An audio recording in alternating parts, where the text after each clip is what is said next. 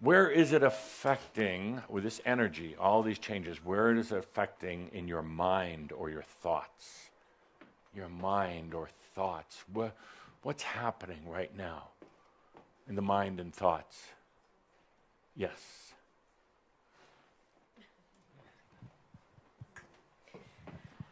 My mind goes crazy. Yes. Why? It Why? worries. Why? It's trying to keep me safe, because Really? if I let go of that program, I don't know what's going to happen. Yes. Have you ever tried just to see? Moments, sure. Yeah. Yeah. How long of a moment? A few moments here and there. And what happened? It's nice and quiet. Yes. But this is good, and I'm not trying to laser in on you, but you speak for many people. Why the worry, could we call it slight obsession? Good. Slight More obsession. than slight. Yeah. Yes, very slight, tiny, almost couldn't even spell it. The worrying, the fear, it's just mental chatter. Mm. And if it wasn't that, you'd be doing crossword puzzles obsessively. It's occupying the mind. Why? What benefit are you deriving from it?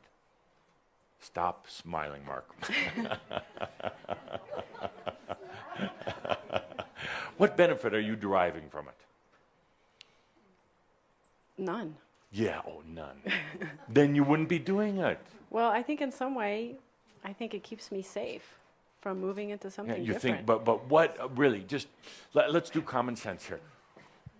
What benefit is being derived? Because every one of you who has any sort of thing right now that's going on, I don't care if it's a financial thing, a health thing, a slight obsession thing, I don't care what it is. But you are deriving some benefit from it. Otherwise, you would have let go of it a long time ago. It serves you somehow. Every one of you, look at yourselves for a moment. Whatever that is, you are deriving a benefit. It is serving you. And therefore, all is well in all of your damn creation because it is serving you. It's doing something. You're loving it. Otherwise, you would have left it. So, how is it serving you to have this? It's a distraction. It's a distraction, absolutely. But distracting from what? From me. So do you think maybe if you took that pause and stopped the mind chatter, and that's really all it is a huge distraction, and it could be in the form of, as I said, doing crossword puzzles all the time or worrying about things. What would happen then? You would have to face myself. Good. Now, what would be the biggest fear about facing yourself? I wouldn't like me. I like you. Why wouldn't you like you? I don't know. I'm assuming I've done lots of bad Oh, stuff. you have, but remember last month? That wasn't me. That's right. I had nothing to do with you. It's not. It's really, I can prove it scientifically that it was not you. Mathematically, scientifically, spiritually, philosophically. It was not you. You get a fresh start. So now, what is there to fear? I'll tell you. Okay, thank you. Thank you. Right when you were on the verge. That there's nothing there. I was going to say nothing. An empty suit, yeah. What have you got to lose by trying? Falling into nothingness, into a void. It's going to happen sooner or later. If you die and there's really nothing, you're going to fall into that. So why not find out now? So you can enjoy the rest of your life. When you discover that there really is something there, and it's not what you thought it was. That's the best part, and the toughest part. What's there is not what you have ever thought it was. Nothing like it at all. So give it a try, really. Now, your mind's going to still want to stay occupied doing something because it's used to cranking out energy and solving problems and that. But it could be channeled, keyword, into something more productive. There's no reason to worry. And I'm talking to all of you. I look sometimes at your lives and how much is occupied any given day on just worrying about something. Things that are not going to happen. Haven't you figured that out by now? What you worry about generally never happens. It's a spiritual law. Yeah. Good. But I'm afraid that what if I stop worrying and then that's the time it happens? Then I'm serious. I would say to you as a Professor Adamus, go for the experience. Really, go for the experience, everything falling apart. Or has it already? I've done that. Yeah. Yeah. So all that worrying blew everything apart, and you're still here. You haven't disappeared. Maybe there's something new to discover. Yeah. I'm going to challenge you, and we're going to have you up here next month. You are coming back, aren't you? Maybe. I mean, after the end of the world, of course. If we're here. Yes. You know how many people have worried about the end of the world, build bomb shelters underground, and done all sorts of other crazy things? And, you know, December 22nd is going to be a dark day for them. A sad day. Why? Because they're going to say, I got it wrong again. I even got the end of the frickin' world wrong. I screwed up once again. So, between now and next month, don't worry about anything. Sure, I mean, you think, oh, I don't know if I can do that. Sure you can, just choose not to. What do you do when worry starts coming over you? Sometimes I stop and I take a deep breath. Yeah, and sometimes. And I say to myself, this too shall pass. Yeah, there's two, it wasn't you. Not only will pass, but that wasn't you. All the fears, all the worries are brought up by remembrances of things from the past, which are now irrelevant because we're going into a new energy, you see. So it really wasn't you. So when the worry comes up, you take a deep breath and kiss it, just like Edith and I kissed before. Embrace it. Never lived that one down. Embrace it. Dive into it. Dive into it. You have nothing to worry about. Instead of letting it chase you around the block and through your dreams, dive into it. See what happens. It's just energy. You'll find out that the worry really is just a facade. Yeah. Stop. That worry is just chasing you down the street, right in your tail. Just turn around and face it and see what happens. Don't battle it, though. Go into it. What's the difference? Battling is you're becoming adversarial. You're trying to overcome it or overwhelm it. Like there's a fight, and there's really not. Just go into it. Walk right into it. Like, just walk right into it. And just try it. I will. Yeah, you probably will. Once. I will. So for a whole month, and then next month, please, tell everybody how magnificent you feel, how gorgeous you look, how at peace you are, and now you don't know what to do with all this extra energy. Yes. Okay. Good. Thank you. Good. Thank you. Edith wants to talk about, yes. Linda's coming with a microphone so the whole world can hear you. What? Pardon me. What if you have not been worrying and I have not been worrying and I've grown a cancerous tumor in my right breast? Yes. And I don't like that. Why did I do that?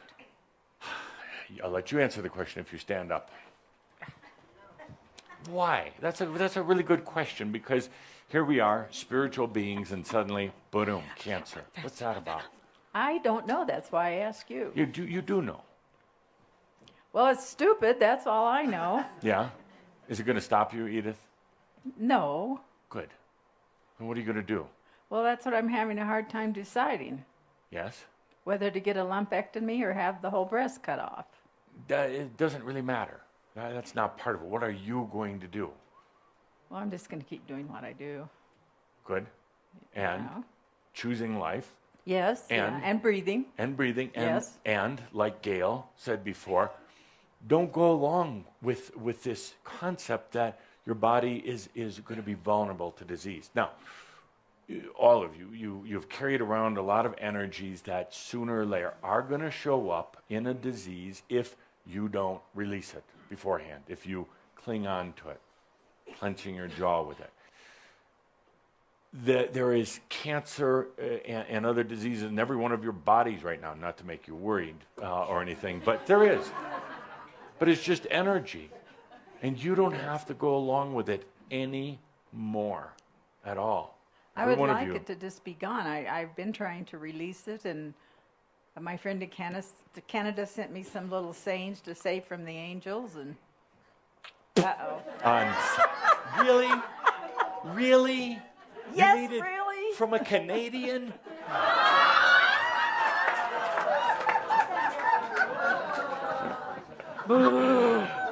You've been hanging out with the humans too long. You're turning into a bigot.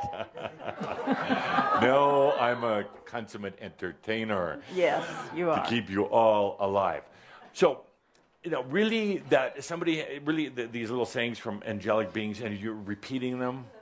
I'm not going to tell you. You'll make fun of me. I will never make fun of you today. Edith and all the rest of you, really? Really? How about just choosing health? How about getting out of your minds? Because the moment you start reading little things from angelic beings, I don't care how many times they tell you it was passed around the world and saved how many millions of people, which is not true anyway. The minute you are putting your power into something like that, your body is saying exactly what I just said. Really? Okay, I'll step back. Really? I have everything you need built in right here to heal myself. Your body is saying, I know how to bring in energy. I know how to rebalance. I know how to eliminate energies that really don't serve my biology anymore. But really, if you want to read little quotes from angels that the frickin' angels never said in the first place, okay, you have at it. You have at it. And we'll stop self-healing. We'll stop bringing in the energy, and we'll just let you go through your experience. No, I don't want to. I appreciate your reminder, and I know you're totally correct. Not totally. But I have been doing those things too. And how about taking a deep breath and saying, dear body, I command you to serve me. I did in that. Health, in living. Dear, any old energies that are here, aspects or whatever, I divorce you. You are not me. I'm off on a new trail. What happened yesterday is you. I am that I am.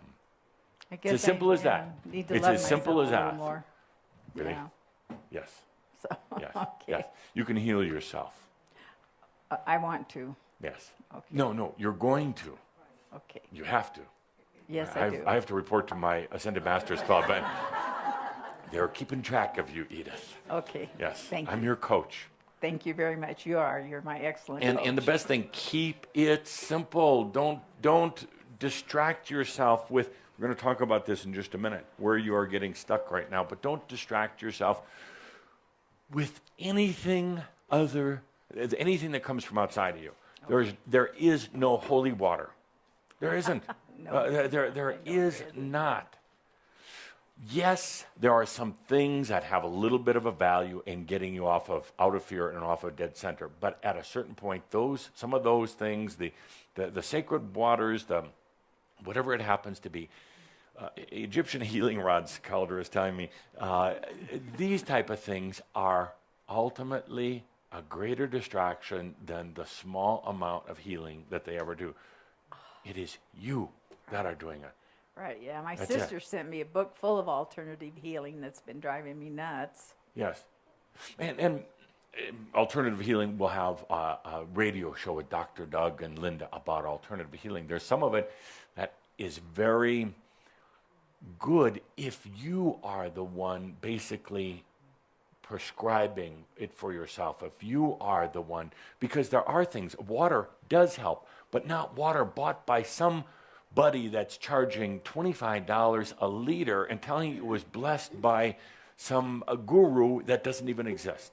That is a trick. Well, these are chemical things, like one thing's called protosalin, it's made from herbs. And yeah. But let's all of us, on the biological thing, which we're going to be getting into in a few months, let's start with what you already have, without anything from the outside. And no, it doesn't mean getting off of medications you're on now, but we'll start getting away from those. We'll get the body back into the healing. Oh, Adamus, this is for entertainment value only. It's not medical advice. No, it's really good medical advice. If doctors would listen, they would learn something.